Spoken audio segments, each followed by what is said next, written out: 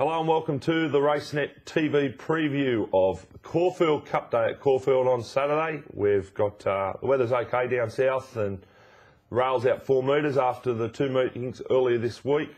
Rails out 6 metres, sorry, it's a dead 4. How good am I going? I'm joined today by Sean Byrne from luxbet.com. How are you, Sean? Oh, good yourself?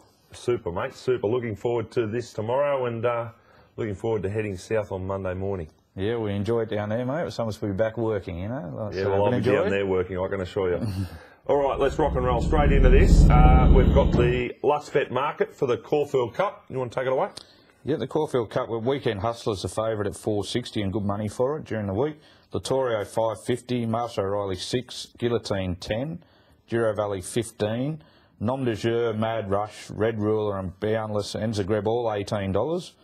Maldivian 21, Riva Sand 26, Viewed 31, Dolphin Joe 31, the Newport and Red Lord, Two Emergencies 41, All the Good and Ice Chariot 51, Fiumicino 71, Barbaricus 100s and Moati's 150s. What are you thinking?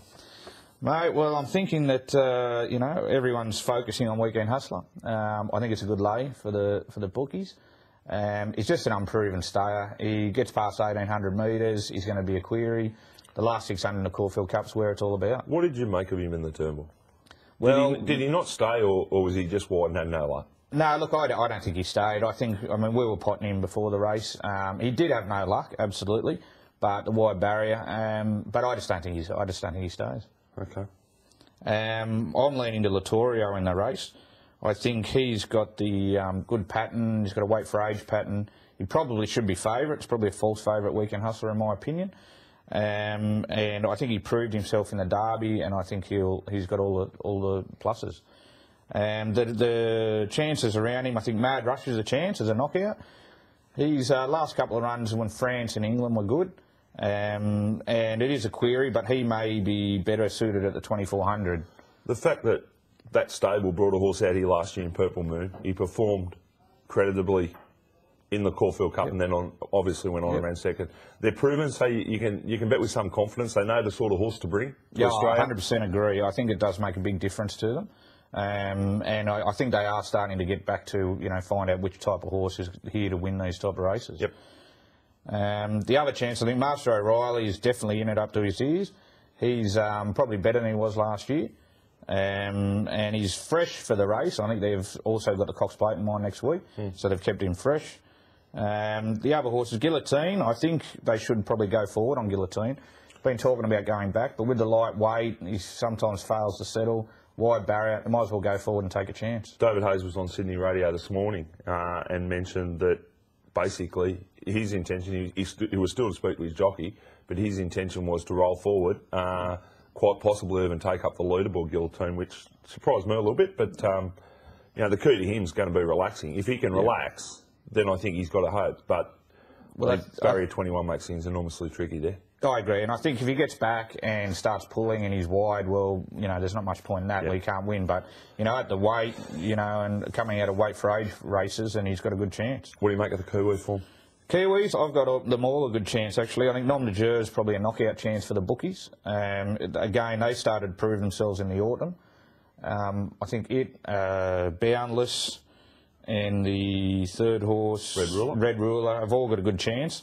But I'm leaning to Nom de Jure over the Kiwis. The barrier draw for Red Ruler is what killed me off him. He's a bit of a warm-up type horse, and he's not the sort of horse that can jump and put himself into a spot in a race. Barrier 1, I've just seen it so many times, they get carved up from the gate 1, and that's probably why that barrier hasn't won for 67 years. You end up being so much further back and shuffled back, and I think the barrier sort of killed his chances off. Yeah, I tend to agree. Maldivian, can you, like, what do you make of Maldivian? Like, the last couple of runs, he's taken off, and you thought, well, look out, and he's just stopped. Yeah, look, I think his runs have been okay, actually, but I think, you know, unfortunately, his chance was last year, so I can't have him, no. But his last couple of runs, if he finishes his race off, he's probably in the same spot he was last year. Yeah, no, I don't disagree. And so I think there was plenty of merit in his last couple of runs. You know, he could be there. He's going to be a chance at around 20 to 1. You know, you could throw him in, but, you know, he's not in my top few. So what are your top few in order? Well, I'm tipping Latorio. I think Mad Rush is a chance to run a second, and I'm tipping Master O'Reilly for third. All right. Well, I was going to be with you this morning, Latorio. I was on my way to work and I was listening to 2KY, the Big Sports Breakfast, which is a great radio program in Sydney, as I do every week.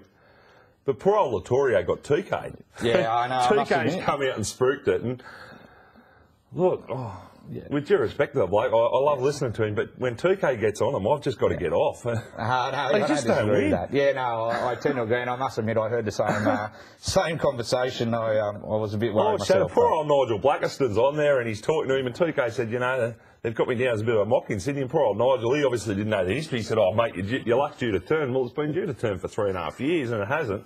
Yeah. I'm going to... Look, a horse that... You mentioned Master O'Reilly, how he's going as well, if not better, than last year. I think a horse out of that same stable, you know, Danny O'Brien's stable's on fire at the moment, and Duro Valley, he struck form again there last week in the Caulfield, the Yolumba Stakes, sorry. Barrier 3, he's the sort of horse that can take advantage of Barrier 3 or put himself into the race.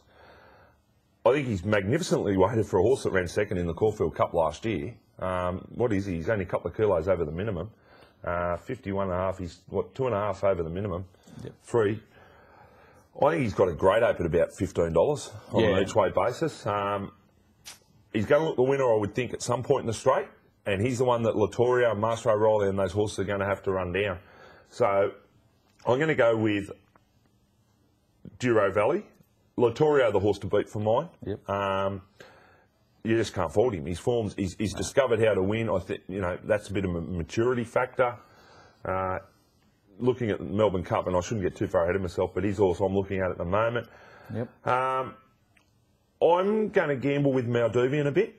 I do think if they put the crossover noseband and the tongue tie on him, Mark Kavanagh's of the belief the horse has been shaken down at the end of his races. If this fixes it, he'll probably keep going. And if that's the case, he's going to be very, very hard to beat. Outside of those two, I actually thought the other overseas horse, the Godolphin horse, All the Good, had a rough hope. I was very impressed with his run in the Newburgh, which replaced the E-Ball. Love the way he hit the line that final 200 metres. When he accelerated, he really went away from them. And I do think he's the sort of horse, and Godolphin in the past, they know the sort of horse to bring to Australia. They've won races here. I tend to agree. They've only had it for 3 runs as well, so if they keep it improving, exactly. So, and look, no fault, no knock on Master O'Reilly. I think he's a genuine hope. But I do think Fumaturno, to an extent, is a forgotten horse in this race. I thought his run in the Hill Stakes was very, very good. He then had no luck and got bogged down with the 60.5 and the Colin Stephen. Forget he went around the Metrop. He got back. It was just a complete forget run. I do think the horse is going very well this preparation. Blinkers go on. And at his best, he's got a hope in this race. So I wouldn't leave him out. And at $71, I'd have something each way. So that's my selections. Weekend Hustler, I've got him down. He's not a stay for me. So, you know, I don't want to take that price. So for me, it is $20 the win for our lobster. We've got to have a lobster bet, Sean. Oh, okay. Sorry, it's 10 each way for me, my lobster, Duro Valley. And yours? Well, I'll throw it on the Mad Rush. 10 each way on the Mad Rush. Give it a chance. All right, no drama.